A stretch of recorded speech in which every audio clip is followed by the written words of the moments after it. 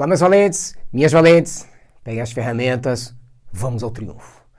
Continuando o estudo de comportamento térmico dos gases, a gente verificou na aula anterior as variáveis macroscópicas, volume, espaço que ocupa, temperatura, agitação molecular, pressão, choques das moléculas com as paredes do recipiente e massa, quantidade de matéria, ok? Nós vimos que a equação de estado de um gás é dada pela equação de Clapeyron, PV igual a nRT, sendo que essa temperatura é sempre em Kelvin, sempre a temperatura absoluta. O enunciado vai te dar a temperatura em graus Celsius. Não esquece de transformar para Kelvin, que é somar com 273. Pega lá a aula de termometria, ok? Beleza. Pressão, volume, número de mols, constante universal dos gases, que vai ser fornecido, não precisa decorar nada, e temperatura absoluta, né, ok? O recipiente aqui, nós sabemos, é um modelo para a gente apresentar o estudo do comportamento térmico dos gases. Então nós temos um recipiente com um êmbolo móvel. E esse êmbolo móvel é a grande jogada aqui, para a gente transformar o gás e verificar que tipos de transformações nós podemos ter. Professor, o que é transformar um gás? É você modificar essas variáveis macroscópicas aqui, certo? Então você tem processos que elas variam, se modificam, e aí você tem uma transformação gasosa. Um exemplo, eu pego esse êmbolo e baixo ele, eu trago ele para cá. Ó. O que vai acontecer com o volume? Diminuiu, certo? Dá para ver que tem menos espaço se ele vier para cá, o êmbolo móvel. Consequentemente, as moléculas tendem a ficar mais agitadas. Vai ter menos espaço para elas ali. Então você vai ter mais choques com as paredes. Mais choque com as paredes, maior o quê? A pressão. E provavelmente a temperatura vai aumentar também. Só que nós temos processos onde das três variáveis, uma delas permanece constante, certo? Eu posso vir aqui ó, e fornecer calor para esse sistema, para a massa gasosa. Quando eu fornecer calor, a agitação molecular vai ficar maior. A velocidade das moléculas dentro do recipiente vai ficar maior, vai se intensificar. Consequentemente, quando elas se chocarem com as paredes, vão se chocar com mais violência. Vai ter um aumento do quê? Da pressão. Então aumenta a velocidade da agitação molecular, aumenta a temperatura. Aumenta o quê? A pressão. Só que eu não modifiquei o êmbolo. Eu mantive ele constante, porque eu fui só dando calor. Consequentemente, o volume permaneceu como? Constante. Ah, professor, e a massa? Massa é quantidade de matéria. Em momento algum eu coloquei gás ou tirei gás. Então, em momento algum eu modifiquei a massa desse sistema, ou a massa gasosa. É isso que nós temos que perceber nas transformações gasosas. E aí nós temos algumas transformações que são denominadas com alguns nomes específicos e que nós temos aqui que entender o que significam para interpretar os enunciados. Não para decorar, já aviso para vocês, não vai vir lá como se chama, como se denomina uma transformação gasosa com a pressão constante. 2 pontos, assinala com... Esquece isso, ok? Não vai haver isso. Aqui é para a gente contextualizar, para a gente interpretar. Então nós temos aqui, por exemplo, as transformações gasosas. O nome, como a gente denomina. E uma interpretação muito comum, que é o diagrama PV. O que é o diagrama PV? Um gráfico, Y por X, eixo cartesiano, ok? Onde nós temos pressão por volume. Lembra sempre, pegou um gráfico, primeira coisa que você verifica não é a curva, você verifica quem está nos eixos. No caso aqui temos a pressão e no caso aqui nós temos o volume. Então imagine que eu tenho uma massa gasosa, e eu vou verificar como é que se comporta a pressão versus o volume, ok? E aí eu forneci aqui para vocês 4 transformações.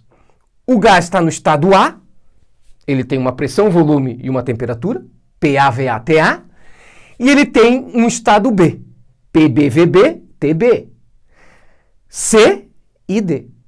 Então imagina que por algum processo, o êmbolo subindo ou descendo, fornecendo calor, tirando calor, o que acontece? Eu levo o gás do estado A para o estado B. Perceba que a pressão no ponto A é a mesma da pressão no ponto B. PA igual a PB. Logo é uma transformação onde ocorre uma constância da pressão. Pressão constante. Mas perceba o seguinte, o volume aqui vai do VA para o VB. O volume fez o quê? Aumentou. Então eu aumentei o volume. Essas linhas curvas aqui, ó, nós chamamos de isotermas. São linhas que caracterizam a mesma temperatura. Quando eu vou de A para B, eu mudo de isoterma. Eu venho da isoterma T1 para a isoterma T2. Quanto mais longe da origem a isoterma, maior a temperatura. Por isso, T2 maior que T1. Então, quando eu vou do ponto A para o ponto B, eu aumento o volume, certo?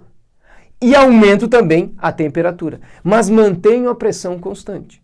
Consequentemente, nós damos o nome dessa transformação de isobárica, certo? Então, de A para B, nós temos uma transformação isobárica. Se você ler algum enunciado dizendo que um gás sofre um processo isobárico, significa que a pressão inicial e final são iguais. Você já vai matar essa charada na equação geral dos gases que a gente vai fornecer na próxima aula, ok? Agora, quando eu venho de B para C, repara que de novo o volume, o que acontece com o volume? Ele aumenta, certo? Agora a pressão em PB cai para PC, olha lá, ó. Então ela vem daqui para cá. Aumentou ou diminuiu? Diminuiu, porque a origem está aqui. Então, eu aumentei o volume e diminuí a pressão, mas eu percorri a mesma isoterma, eu sempre estive em T2, ó. Então, a transformação de B para C, ela ocorre com a temperatura constante. Nós chamamos essa transformação de isotérmica. Iso igual, térmica, temperatura, ok? E quando eu venho de C para D, ó, repara que agora quem é que permanece constante? O volume. O volume em C e o volume em D são os mesmos. Só que eu diminuo a pressão, olha lá a pressão caindo, ok? E caio de uma isoterma com temperatura maior para uma temperatura menor. Então eu baixo a pressão e baixo a temperatura, mantendo o volume constante. Essa transformação CD com volume constante nós chamamos de isocórica ou também isovolumétrica. Isovolumétrica é mais fácil de identificar. Isocórica já é um nome mais específico, ok? Isovolumétrica já é mais simples de identificar, ok?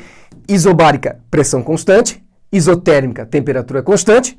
Isocórica ou isovolumétrica, volume constante. E lá no estudo da termodinâmica, né? Isso não deixa de ser estudo termodinâmico, mas lá quando a gente envolver energia, a gente vai ver que existem processos adiabáticos, ou transformações gasosas adiabáticas. Não ocorre troca de calor, certo? O sistema não ganha nem perde calor, no entanto, modifica-se a temperatura, ok?